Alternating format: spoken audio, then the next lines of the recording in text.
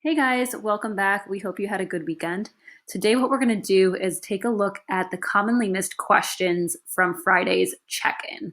So just follow along with us, and we hope that this helps to clear some stuff up.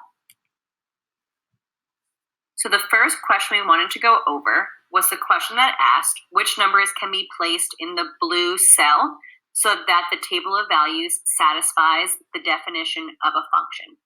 An important piece here is that it says select all that apply. So we're going to have to possibly have multiple answers to this question. So first, the definition of a function is that every input has its own output. So if we go through and we plug in each of these answer choices as the input, it has to have its own output. So first, if I plug in 8, 8 would have an output of 10. 8 already shows up in this table, but the output stays the same. The output is still 10. Therefore, this table would be considered a function because each input has its own output. So A is a correct answer. Next, I can try 14. So if I plug 14 in here, 14 will have the output of 10. And it's okay for two different inputs to have the same output. So this too would make this a function because every input has its own output. Now, if I plug in 5, what ends up happening is the input of 5 has two different outputs, -3 and +10.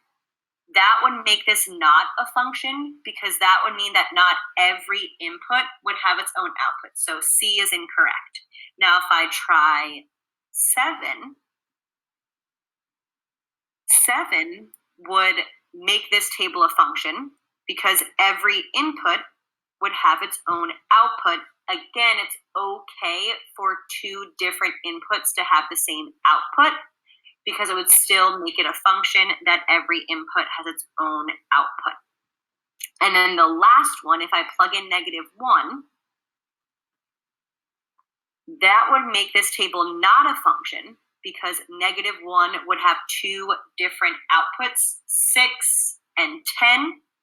So it would not satisfy the definition of a function. So the answers are A, B, and D. Now let's take a look at this question. This was question number 3, and it was missed quite a bit. I think it was probably due to a calculation error. Here it says to evaluate and determine the function type as either linear, exponential, quadratic, or none of the above. So first of all, as I look at this function, first thing I'm noticing is this x squared, and I also see this format that looks familiar to me. It looks like the format ax squared plus bx plus c. And that we know would be quadratic. So I'm going to put a Q for quadratic in this case. Again, anytime I see an x squared, that will be quadratic and it will make that U shape. It creates that symmetry. A lot of you said exponential, and I'm thinking that you're thinking there was an exponent, so it's exponential. But remember that exponential relationships have the format a times b to the x power. So you would need to see the x as the exponent in order for it to be exponential. If the exponent is a constant, if the exponent is a 2 specifically, then it will be quadratic. So now let's try to plug in. Here they gave me an input of -5. So what I'm going to do is I'm going to say g of -5 equals whatever I get out when I put -5 in for x. So I'm going to substitute in here. And now what we have to be careful to do is just calculate properly and in the right order. So something that I think is very tempting for a lot of people is to multiply first here. Some people say, hey, parentheses, p, PEMDAS, I should get rid of the parentheses first. But remember that we could have also written this piece as just 3 times -5 squared, okay? We could have written it like that with the multiplication showing. And so now that I see that, it's kind of a lot more obvious that I should use exponents before multiplying. So that's what we're going to do here. You should always use your exponents first. So I'll have 3 still. But negative 5 squared should come out to positive 25. That's another place I see a lot of mistakes. People square negative numbers, and sometimes they leave their answer as negative. But we know 2 negatives times itself would make a positive. So now we're going to multiply here, we get 75. We're going to multiply here, we get negative 10. And bring down the negative 9. We're just going to go straight across with this. So here, if I subtract, I get 65. If I subtract 9 from that, I get 56.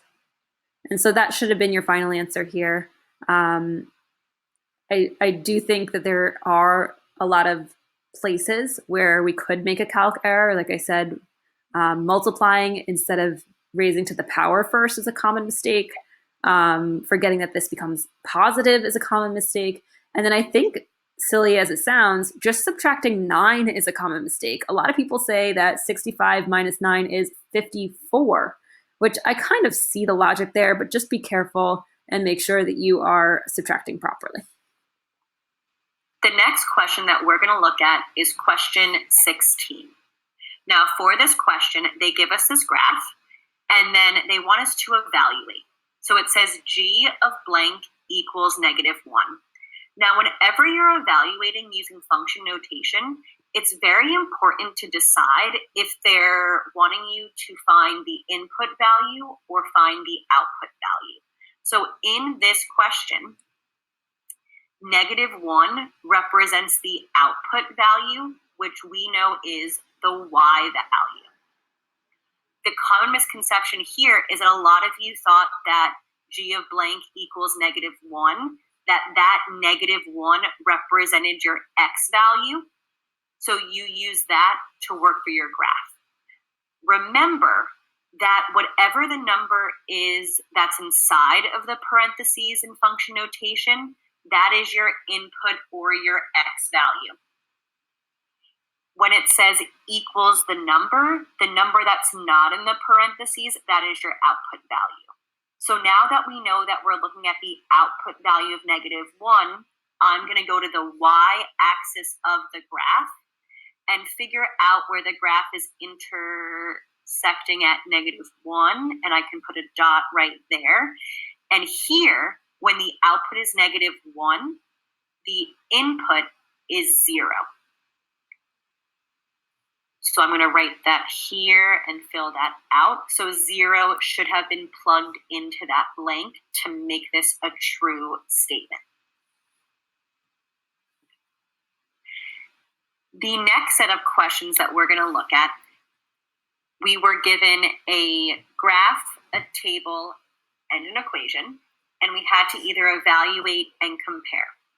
The first problem, g of negative 6 minus h of 8, I'm now going to evaluate.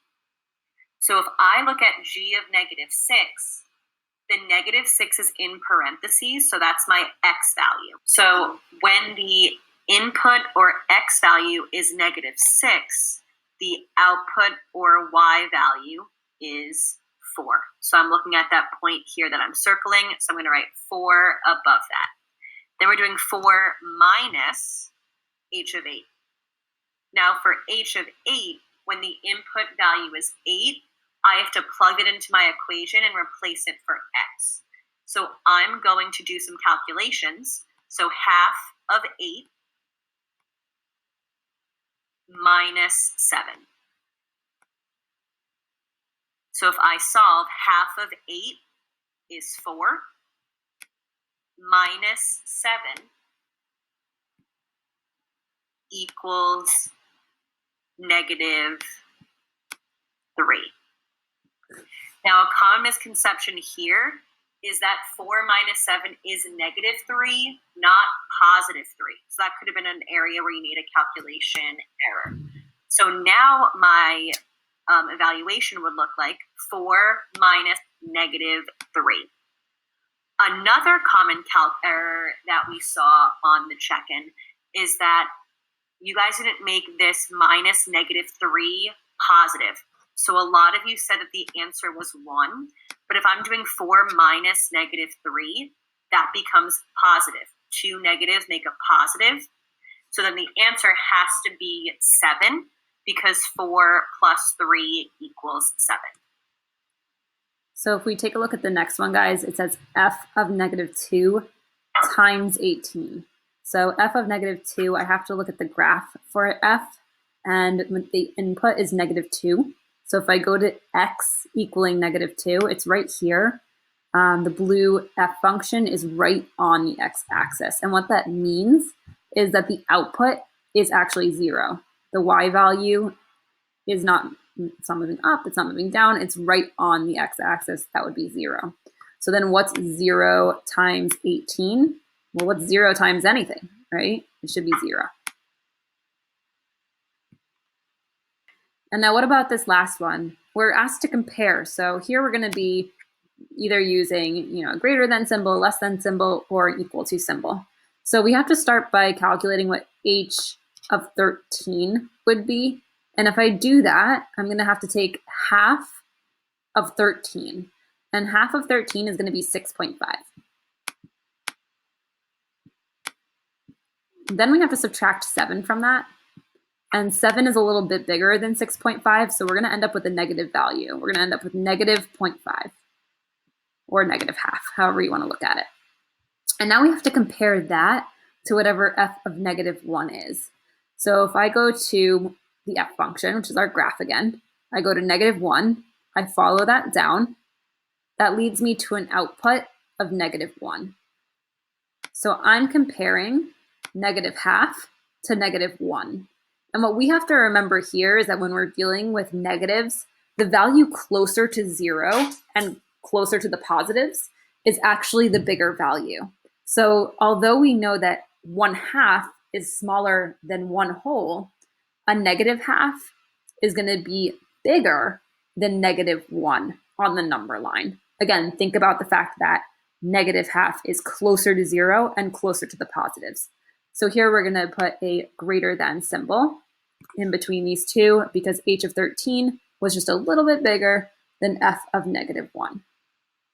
We hope that helped to clear up some of the misconceptions that you're having. If you have other questions or you want to go in depth about a different problem that we didn't discuss, feel free to email us. But the next thing you're going to be doing is basically a recap.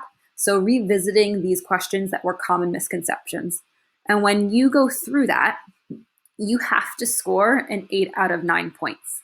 You don't have to do that initially, but you're going to be able to redo it as many times as you need to until you get that 8 out of 9. If you only take it once and you score below that, we are not going to be counting that as a grade. So we want to make sure that everyone's on the right track so we know that we're ready to move forward for tomorrow's lesson. If you have questions, again, touch base with us. Good luck, guys.